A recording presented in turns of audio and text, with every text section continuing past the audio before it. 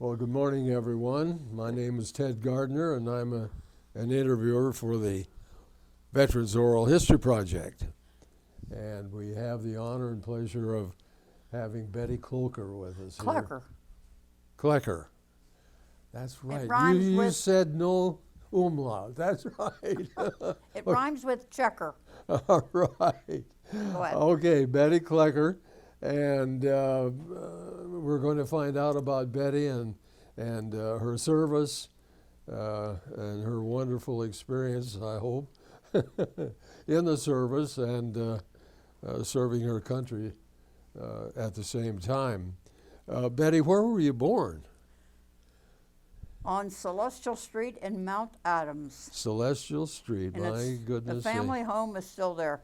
Is that so? Mm-hmm. Does any of the family live there? No. No. I'm the last one left. Oh my goodness, I should say. Well, where did you have siblings, brothers, I'm sisters? the youngest of 9. Really? Mm-hmm. Wow. What a crowd. Oh, but we had a good time. Oh, I'll bet you did. Yeah, people who have large families generally do and have great memories. Well, and of course your mother and father, and was your dad a worker here in the city? He was a circulation manager of the Enquirer. Oh, really? Yep. Oh, my goodness. So we got used to that early.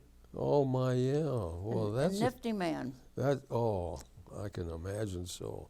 That's a tough job, too. That is a tough job. Well, now, where did you go to school to begin with? Right on Mount Adams to the Catholic school on the hill. Uh-huh. And for high school, I went down to 6th and Broadway to Notre Dame High School, run by the French Notre Dame nuns. Uh-huh. And for college, I went to Our Lady of Cincinnati, called Edgecliff. Oh, Edgecliff. Well, for heaven's sake, isn't that interesting? Tell us about your early days on the Mount. There were a lot of children on the hill, and the other parts of the city, I think, thought we were rowdy. It was a good bunch, and I know some of the people even today that were there. So it was a great place to grow up. Yeah, there was quite a mix up here, wasn't there? Irish, German, and Yeah, and the Irish went to Holy Cross. The Germans went to Immaculata. Very simple. And then we all went to the little non-denominational church when they had their spaghetti supper. Oh. Everybody joined in, came. How nice. It was nice. Wonderful memories. Oh my Yeah. goodness sakes.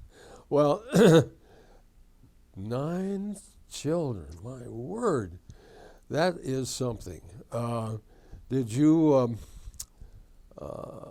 have brothers and sisters who went into the service Oh, yes. besides you? My 3 brothers were in service and one of my sisters. Oh, And then- really? My brother Paul, he got, with the drift. He was taking the first one out. He was a prisoner of the Japanese for a long time. Really? He survived the Bataan Death March. Oh my goodness. Oh my goodness. Neat guy. Oh, I should say so. Well, I want to get into that because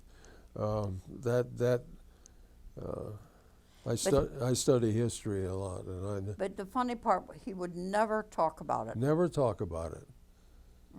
And never did? Not much. Maybe to his wife later, I don't know. Good heavens, what a shame. He would only tell anything that was light and humorous. Yes. Like one day at home, he picked up a mouse and he said to my mom, "Ooh, Mom, look at all those steaks." Oh gosh, all those steaks. Well, now let's see. Getting back to your childhood, you had lots of course, besides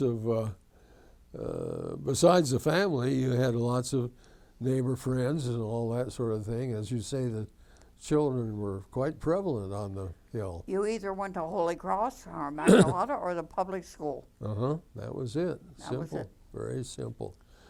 The of course, you remember the incline and so forth. Let's see. Well, there must have been more than just the one incline that goes. No. Huh? For Mount Adams, just the one. Just the one. The other, I think, was in the western part of the city. Oh, I see. Yeah. Well, yeah. There were 2 or 3 more. Okay, so there was just the one, and you rode that many times.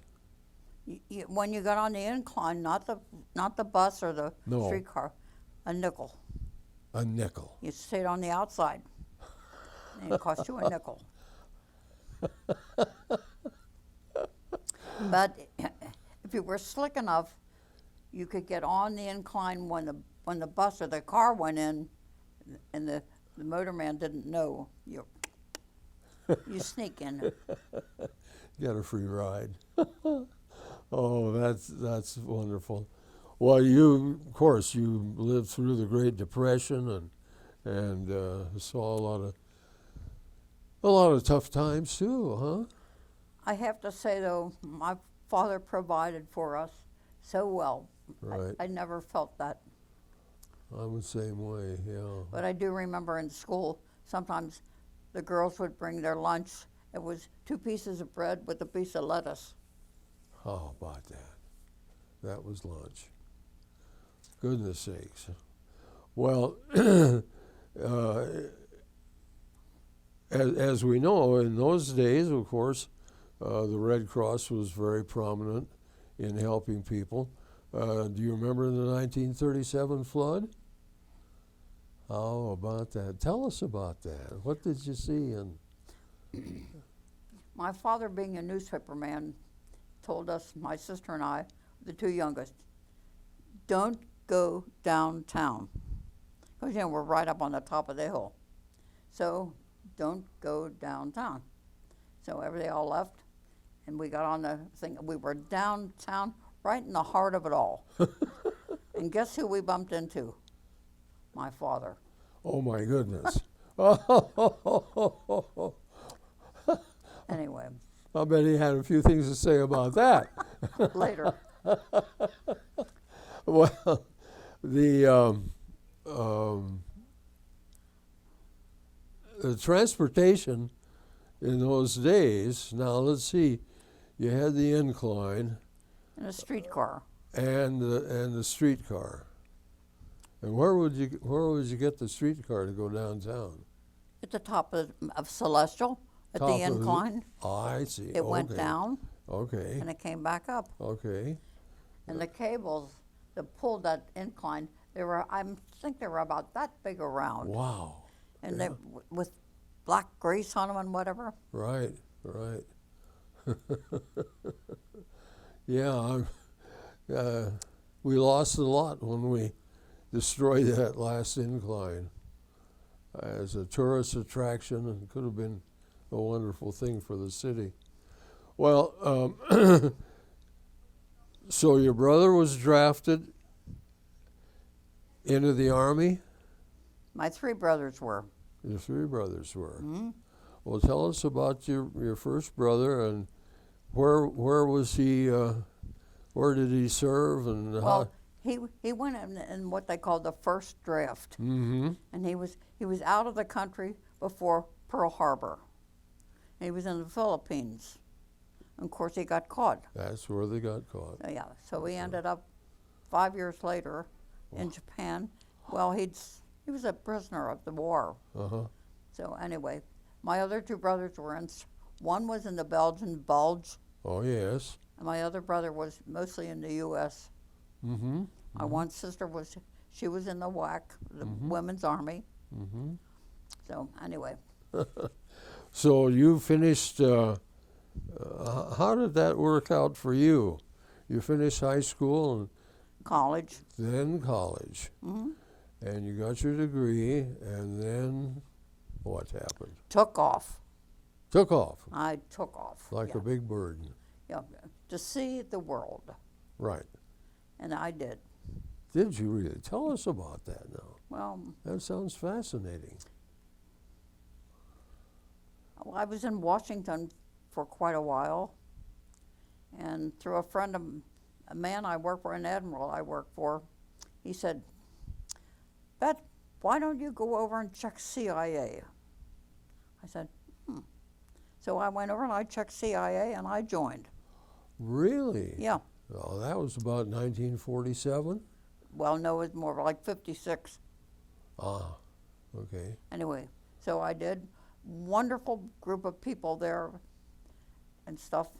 And eventually I ended up in Italy. Really? Mm-hmm. With the CIA? Mm-hmm. Oh, Although wow. we couldn't say that. Oh, no. Did you ever meet the colonel of the OSS who started it? No. Yeah. I met his brother. Really? Yeah. I'll be damned. Alan Dulles was the head of CIA. So Yeah, anyway. Yeah. Well, that's my goodness. You lived and served during a very, very interesting, important time. So many people don't know much about the Cold War or what it all meant or what it was all about or anything. Yeah, the kids will say, the what? The Cold War? What? Yeah, right. Well, whatever. Right. Did you ever, were you ever sent overseas in the service? No. And so where did you serve here? In Washington. In Washington. Okay, and what was your occupation? In As a yeoman, Yeoman. Okay. whatever, Typing and whatever. right. Well, that's fascinating.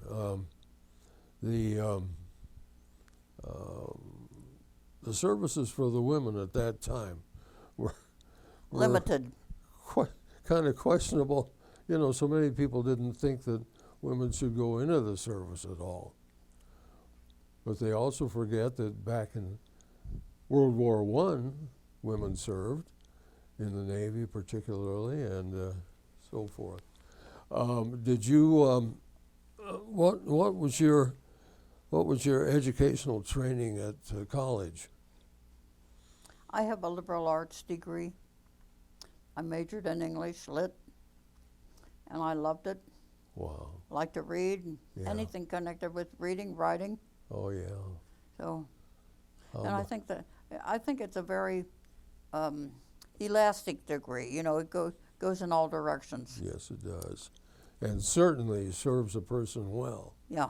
To be able to express oneself, either orally or in writing is so important. Did you, let's see now, so you graduated what year? 42. 42. Okay. So then the war was... Over in 45. Yeah, the war was on in 42. You remember Pearl Harbor Day? Did I what? Do you remember where you were on Pearl Harbor Day? Probably on Mount Adams. That's always a kind of a landmark with people who grew up in that period of time, Oh, I remember when Kennedy was shot, and I remember when Pearl Harbor and that sort of thing. Well, the fervor of the nation at that time was really something, wasn't it? Tell us how you felt about it and your friends and so forth. Well, I think there's a feeling of patriotism. I love my country Absolutely. all the way. Right. And so, if you're going to enlist, and more or less you're donating your life, however, Right. great. Oh, boy. And later on, after living overseas, I'm very grateful to have been lucky to have been born an American. I know. Well, now you say you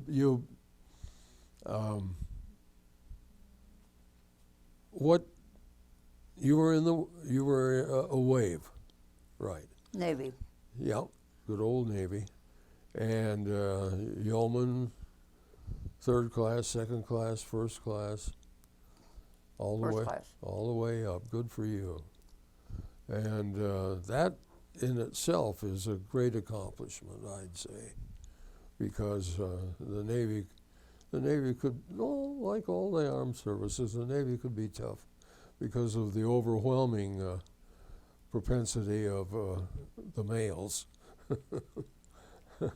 But you handled it very well. Well, yeah, we liked the uniform. Oh yeah, that was a beautiful uniform. It really was. I almost thought that was better than what the sailors wore themselves.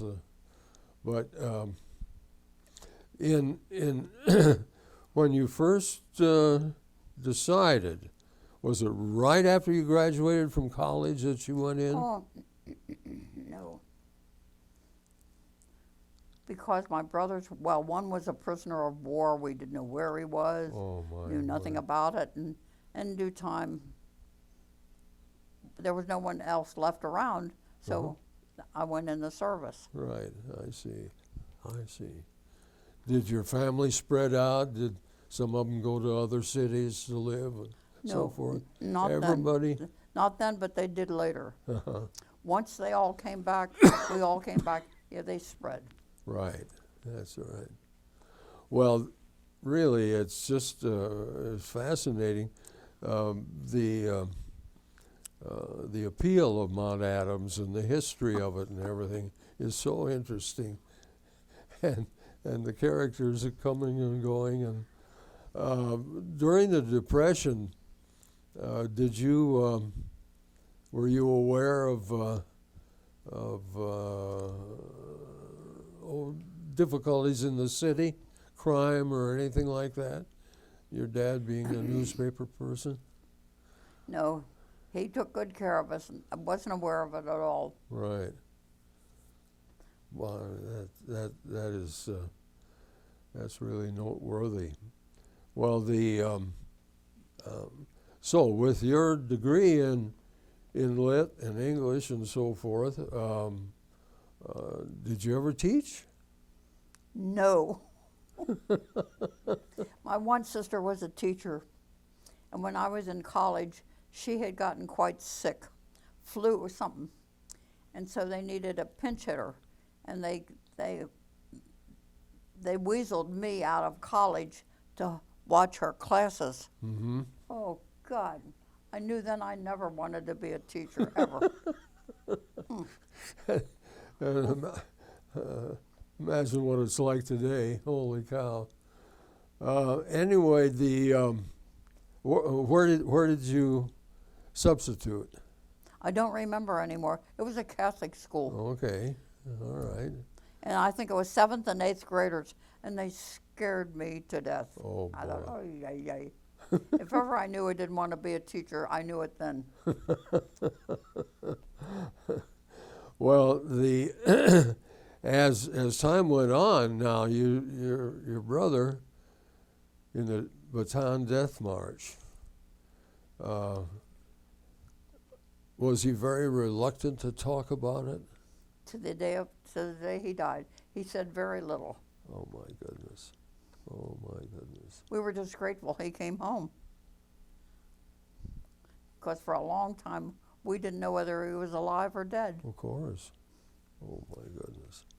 Yeah, that was a terrible, terrible time in our history. That, in the early days of the war, we were losing everything. We lost our fleet at Pearl Harbor, and the Japs took over in the Philippines and so forth, and it was tough, and the morale of the country sank temporarily. Did you feel the build-up of spirit as the war, as we became a part of it, and I think I was not at an age when I would have done that. I was just getting ready to graduate from college, and good time was mostly all you were interested in, Sure. So, but anyway. Well, I think I know there are a lot of stories you have. I would love to hear some of your funny experiences and. I'm bereft to tell you, except I'll tell you one story. Our neighbor on Celestial Street, the young fella, he was in the Navy. Anyway, whatever group he was with, they were in the edge of Africa. Mm-hmm. And so his name was Albert. And he said they were out marching, or no, they were on guard while they were bringing some troops in. And he said, I stood there, I was on attention, and some kid going by yelled, "Hey, ain't you from Mount Adams?" You never know. Oh, And he was. Yeah, that's interesting. Where did you do your training in the waves? Cedar Rapids, Iowa. 20 below at all times. Woo! And all we had was, they had corn of some kind at every meal. The But corn I'm telling belt. you, it was cold. You know, it's flat out there. Oh yeah. Cedar Rapids, Iowa. Boy, oh boy, that was a small town in those days. Well, how long were you there, Betty? Probably 6 months or better. Okay, And then came into Washington. came into Washington. Well, having interviewed some other ladies who served in the waves, that was a good time. That was good duty, and you saw a lot of people, and of course in that beautiful city, you know. What was it like being there, In Washington? yeah, Well, I thought it was wonderful. I loved it. Every so often you might encounter a face walking along that you'd seen in the press, you know. sure, And of course, at that time too, we loved to salute anybody, especially higher brass. Make them salute back, you know. absolutely. And they all treated us wonderfully. Oh yeah, Nothing, can't say more than that. right. Well, that's great. So how long were you then in Washington? I eventually returned and lived there. Oh, you did? Oh, yeah. So you were discharged when, in 1945? 46 or so. Okay. You know, whenever it was all, I forget what they called it, but it was all, you know, when they worked it out. Well, And you I got was at the tail end of it. yeah, you got a number of points. Yeah. You had to have a number of points to be honorably discharged, and that depended on your length of service. Well, where did you live when you were in Washington? On Connecticut Avenue, Oh, yeah. up across from the old Bureau of Standards. That was like in the second alphabet. Uh-huh. How about that? Well, you were certainly in the in the right neighborhood for your Yes. education and everything. That's great. That's great. And yeah. you know, whenever we came down, especially in uniform, all you had to do was wait on the bus line, give them the thumb, and somebody would pick you up. How about that? Admiral, no, he was he was an admiral. Anyway, I know he picked us up one time. Very nice, very high level, a lot of gold stars, Oh, yeah. but they were good. Did you serve under a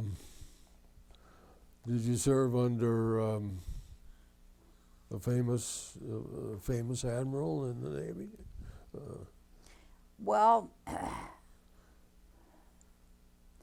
I don't know whether he would have been considered famous. He was well known. He was a tough bird, but he was straight as an arrow. Mm-hmm. And he's the one that encouraged me. You don't belong here. Go on over to CIA.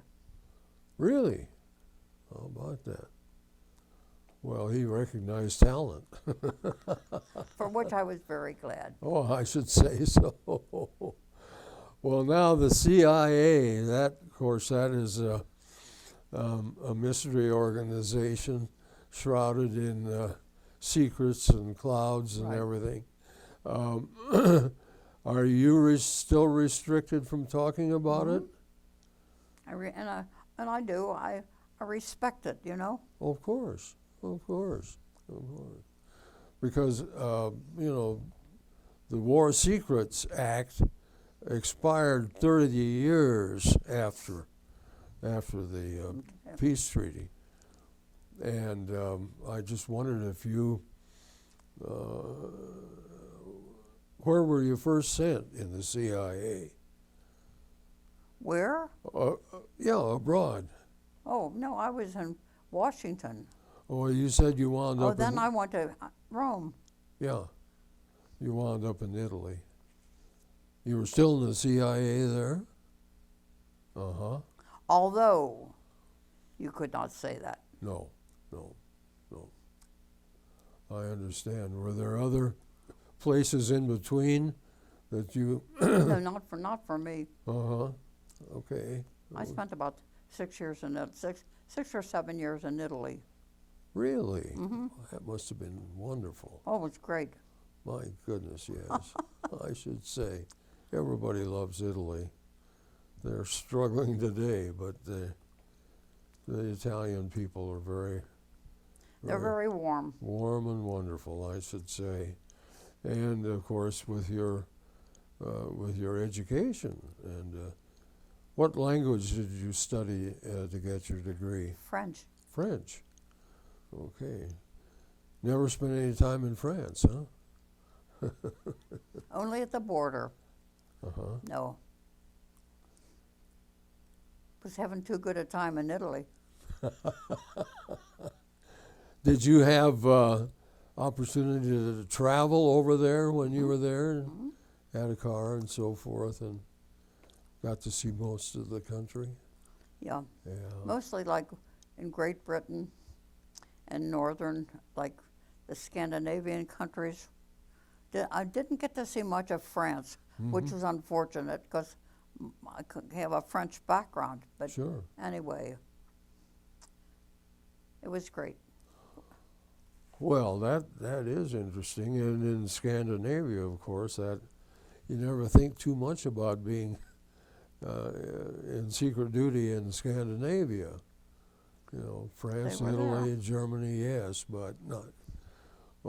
So you were in Sweden and Norway and, No, I wasn't.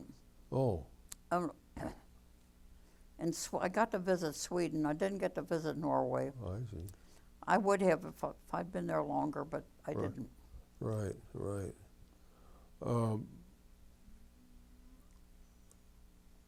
People who will be seeing this interview, Betty, family and friends, I'm sure some of them will be wondering, well, what the heck did she do in the CIA? Well, as you already have admitted, you couldn't talk about it then.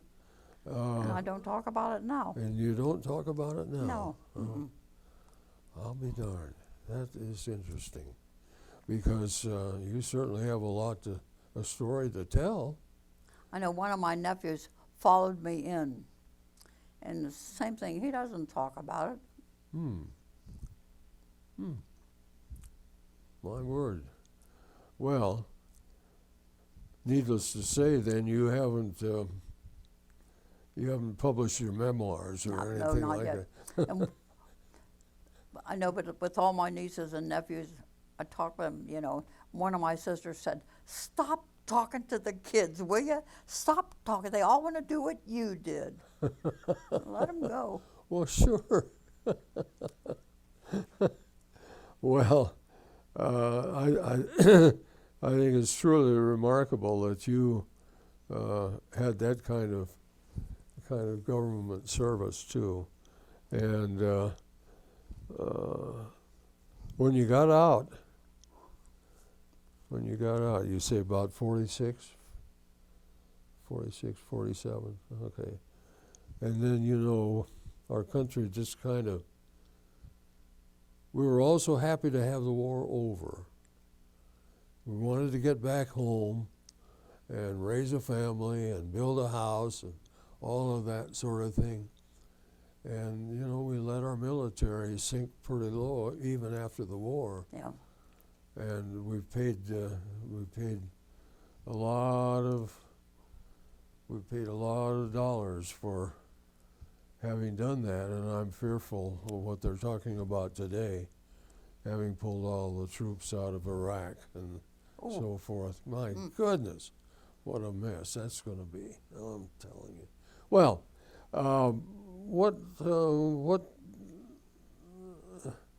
there on Connecticut Avenue, that was right in the heart of the city. Boy, you were right in the midst of the activity. And did you have were there other waves there with you? In Washington? Yeah, I mean where you lived. Oh, yeah. Yeah, sure. Oh, I know in Washington. Yeah, my goodness, there were plenty of them there. And your office or your work office was where? In the old Navy building? Constitution Avenue. Uh-huh. The old Navy Department building. Oh, my goodness. And if I'm mistaken, I think the veterans are right next door. I think so. Yeah. I think so. At that time. Yeah. Oh, that building itself is it really is a never to be forgotten. But it's gone now. Yeah. I think the memorial is part in there now. Yeah, I'm not sure. Have you been to the World War II memorial? Goodness. Oh, it's very touching. It is indeed. Especially you see the servicemen go by, and they'll stand, and then they're all in tears, you know. Yeah. Ay. I know. Well, do you know about the activity called the Honor Flight? Well, I've got to get you linked up with that, because the Honor Flight is free for veterans day in Washington, and a flight from here to there and back. It doesn't cost you a nickel. Ooh. Oh, it's a wonderful organization. And because so many, you know, when the memorial was built, there are so many veterans that would never get there on their own. And a man in Springfield, Ohio started this organization and has now got really solid backing. Sounds wonderful. Well, you certainly deserve to have that privilege to go. Oh, I'd look forward to a trip to Washington anytime. Oh boy, me too. I love that city. Yeah. I'm not sure I'd treasure living there, but it is a beautiful city. Well, all those memorials, you know, particularly that Korean War memorial, really. Iwo Jima? No. Well, that was across the river in Arlington, you know, the Marines. But the Korean War, where the bronze soldiers. Oh, yeah. Remember that? Yeah. Yeah. When I first saw that, that just hit me. Isn't the replica over in Eden Park? Well, they've got now that's Vietnam. Oh, okay. Yeah, Eden Park statue is Vietnam. Okay. And of course the Vietnam Memorial there on Independence is so different from most of them, because it's that big wall, you know, with the names on it. You had no more desire to spend the rest of your career in the CIA? How long were you in it?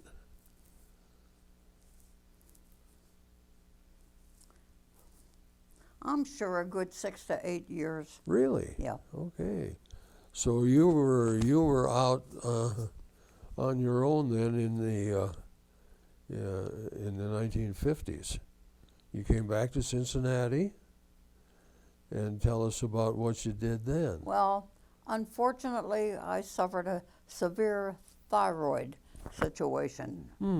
So it involved a lot of hospitalization and stuff. My God. So anyway, and to get back into good health. Right. And that all happened. Right. Well, I should say you look wonderful. Well, thank you. Boy, that's great. The so coming back to Cincinnati, what? Did you ever hear of P&G? Oh, I should say. Are you a P&G'er too? Oh my goodness sakes, that is wonderful. Were you in advertising or? No. I was with the technical buildings, Oh, out at Spring Grove? yes, and then became part of when they were starting up all the, I forget what they called it. Even when things were became all automatic. Mm-hmm. Anyway, Mm-hmm. so and that was it. And P&G is a great outfit. It really is. Yes, they It are, really is. all the way. Well, I'm so glad to hear you say that. Mhm. Yeah. And this city has certainly spawned a lot of wonderful people through P&G. Yep. And goodness sakes. I'm trying to think of the name of the Secretary of Defense, who was former. Robert McNamara. No, I'm thinking about the P&G. Oh, The yeah. P&G man. Remember the big, tall, handsome? What? He was president of, CEO of P&G. Oh my gosh, that's awful. I can't remember. But anyway, when you were in the technical division, you were working on products and developing products? No. It was part of the support stuff for those product divisions and stuff. Mm-hmm. And it's a long time. I forget what the words were now. Uh-huh. Were you a salesperson? No. No, strictly. No, it had nothing to do with sales. I'll be darned. Okay. When Well, all the computer work was going in, that's right. when I got involved there. How about that? You're a pioneer. Well, that's amazing. Yeah, we're very fortunate to have Procter & Gamble here in Cincinnati. Now, how about family? Tell us about your family. About what? Your family after the war. I'm the youngest of 9. Yeah. We were all we all got a good education. Right. We had one was a nurse, one was a teacher. We were all variation. My one brother went to the art academy. He was a nice artist. So it was wonderful. I should say that's great. How about you personally? What besides Procter & Gamble, was there anything else in your career besides Procter & Gamble, or did you retire from Procter & Gamble, or what? I did. And since I had been to college there, remained in contact with my college friends, and to this day we are. Right. We still keep together. That's wonderful. Yeah. Well, it's something of which to be proud. I should say. Well, that's great. With the changes that you've seen, even right here in Cincinnati, you still find it a wonderful place to live? You bet I do. It's a great city, isn't it? Yes, it is. It is. We got a little bit of everything. Yeah. My wife and I came from the West Coast, and we didn't know what to expect here, but we found it to be just a wonderful place to live. Once you get used to the hills, Yeah. it's great. That didn't bother me at Yep. all, right? It's not easy to get across town.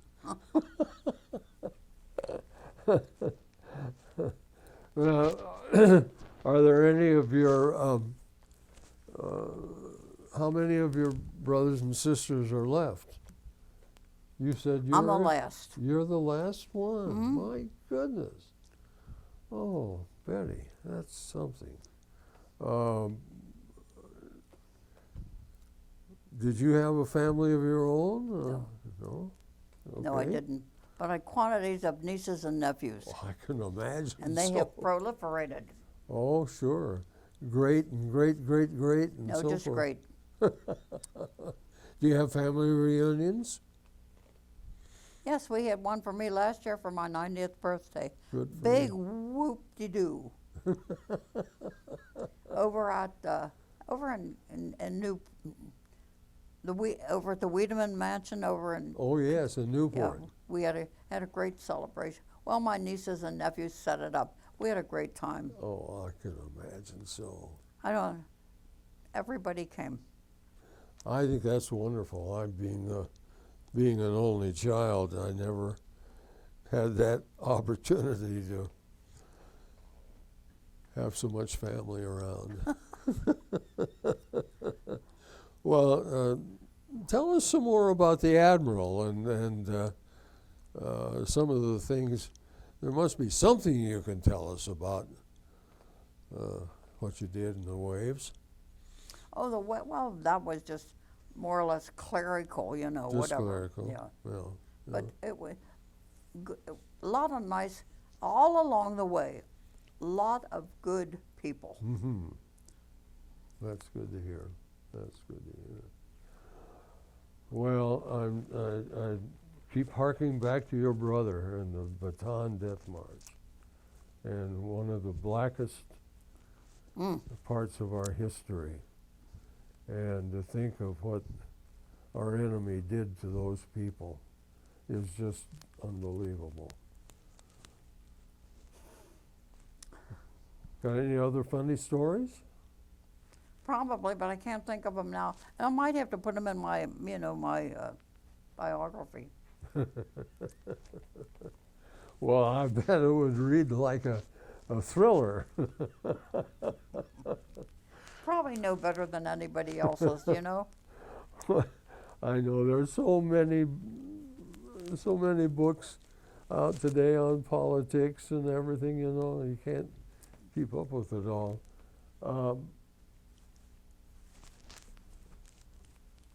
What else now?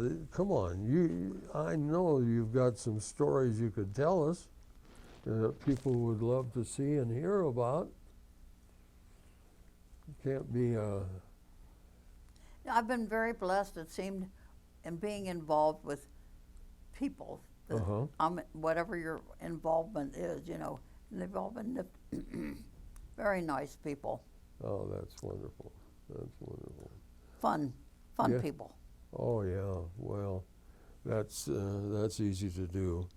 Well, listen, Betty. I think that we are just about to run out of time here. We've talked ourselves out. We've talked ourselves out, and it's been absolutely charming to hear your story and to meet you and learn about your wonderful contribution to our nation, as well as the industry you were in and all the different aspects of your life. I think it's just commendable. Proud to be an American. Oh, that's so good to hear. So we thank you very much for your time and everything. Ted, you're welcome. And I know that you'll get a kick out of it when you see yourself No, I'll probably. on the DVD, because your nephews and nephews will certainly be pleased about that. And so it's really No, nice. you know what they'll say? Oh, what's she doing now? Well, thank you again, and Thank you. congratulations on your 90th, and I've got my 91st coming up at the end of February, and it still feels good. You bet. So many people, even younger than you and I are, who act older and have a terrible time. Life is for living. Well, it is. You gotta keep your mind going. Yeah, and if you need to walk with a cane, walk with a cane. Why, sure. It's a mark of distinction. There you go. Right on. Okay, right on. Well, thank you very much, You're Betty. welcome. And Thank you. that is the story of Betty Kloecker.